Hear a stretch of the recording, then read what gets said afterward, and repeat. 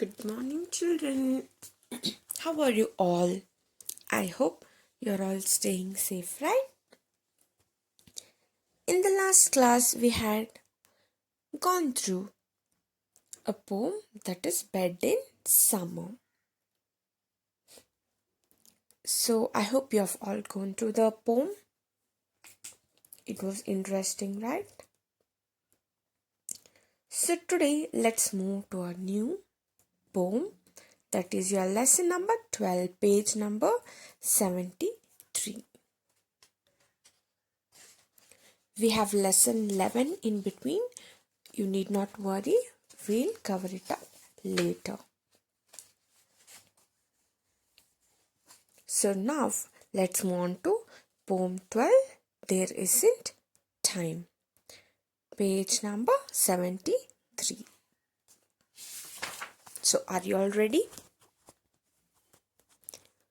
Keep your textbooks open in front of you and let's start. You can read along with me as well as understand, and again let us read together once again the entire poem at the last. So, as usual, you will have an activity in page number 73 which you have to do and send it to us. Let's start with page number 74 now. This short poem talks about the exciting things the poet wants to do in a short time. So, what does they say? They see, or they are giving us an idea that this poem is all about a person, the poet, right? The poet is the one who has written this poem, right? So it's about him and how he saw exciting things in a very little time. Let's see what it is and how did he see and when did he see, everything like that. There isn't time, there isn't time to do the things I want to do.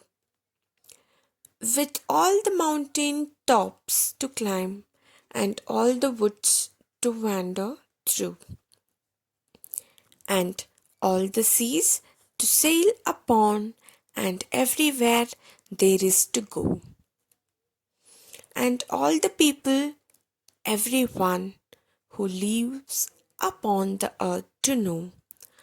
There's only time, there's only time to know a few and do a few, and then sit down and make a rhyme about the rest I want to do. So, this is the poem, and it's written by Eleanor Farjeon. So, that's the poet's name, and this is his story written in the form of poem, like how he went through his maybe childhood. As you can see in the picture, right, a child sitting under a tree and watching the mountains, the river, the environment, the surroundings, the beauty of nature, the butterflies, right? So let's go into detail. There isn't time, there isn't time. So the poet says there is no time, there is no time to do the things I want to do. So what does he say? He says there is no time to do the things which I wanted to do. So like for example, you will have daily to do a lot of things. You would have want to go play out from morning till evening, but you're not unable, right? You can't go out and play for the whole day. Maybe they'll leave you for a few uh, hours, right? Or in the evening for few minutes, like a half an hour or 1 hour, but you can't, or you're not allowed to play from morning till night, are you? But you wanted to do that, but there is no time for that. Similarly here, the poet says he had to he wanted to do many things, but there is no time at all. With all the mountain tops to climb and all the woods to wander through. So, for what does he have no time? He wanted to climb all the mountain tops, and he also want to wander around the woods. What is woods? Your woods is nothing but forest, okay? And wander means, walk around here and there in the forest. So he says he has two main important things here, which is first telling us what is that? One is to climb all the mountain tops, which is not possible to climb in a short time, and therefore he has no time to do that. And then his second wish to do is to wander around in woods. That means to go through, or go here and there inside some forest, which he couldn't do. And all the seas to sail upon, and everywhere there is to go. What does he say? Next, he wanted, or he had a wish to see, to sail through the seas. All the seas, right? Seas are the large water bodies, right? So he wants to sail. Sail upon means he wants to go in a boat. He wants to sail himself. Okay, he wants to sail the boat himself and go through all the seas. And everywhere there is to go. So how much ever places he could cover through that boat, sailing the boat, he wants to go as much as far he could and see everything around him, right, in the boat, which he couldn't again do because there is no time to do. And all the people, everyone who lives upon the earth to know. And he also wishes to go see all the people living on the earth. So it includes even us, right? We are also the people who live on earth. So we belong to people, right? Who are living on earth. So he had a wish to meet and talk to each and every single person on this earth, and to know them better. That means to understand, to talk to them, to tell about him, ask about them, everything. He thinks he need to do everything like this, but is there time to do? No. Can we talk to all the people in the earth, who are living on the earth? No, right? It's not possible. Even so, he thinks there's no time for it. I can't do it. But he has a strong wish to meet all the people on earth. Next, what does he have? There is only time, there is only time. So there's nothing but it's an abbreviation form of there is. Okay, so it is there is only time, there is only time to know a few and to do a few. So what is he saying? He says there is time, but it's very short, that it's only for doing few things and also to know a few things, right? Can you do everything that you wish? No. Can you see or everything in this world? No. In this short time we cannot. And can you do everything what you wanted to do? No, we can't. Can you know everything in this world? No, right? Nobody knows anything completely, because we have no time to experience all that's happening on this world and beyond it. So there is only a little time to do a little things, that is a fewer things and a few little things to know. And then sit down and make a rhyme about the rest I want to do. So, what can we do? What is the poet saying?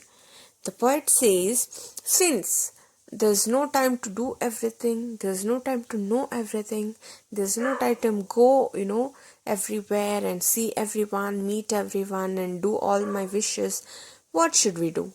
We can just sit down and write down a poem, a rhyme. Rhyme is nothing but a poem, right? So he wants to sit down and write down a poem about rest, what all we have to do, which we couldn't do, right? Which we we here, let's say about the poet. So whichever he couldn't do, or he couldn't see, he couldn't experience, he couldn't go around, he couldn't know about everything, and everything what he wanted to do can be just written down as a poem. So he says, if we don't have time to go there and do everything, but we can just do very little things or few things to do and few things to know, which is possible in the short time. So the rest we can write it on a paper as a poem. And the poem is Eleanor Ferguson, the poet, right? The poem is written by him. So I hope you have understood. Now let's read it again.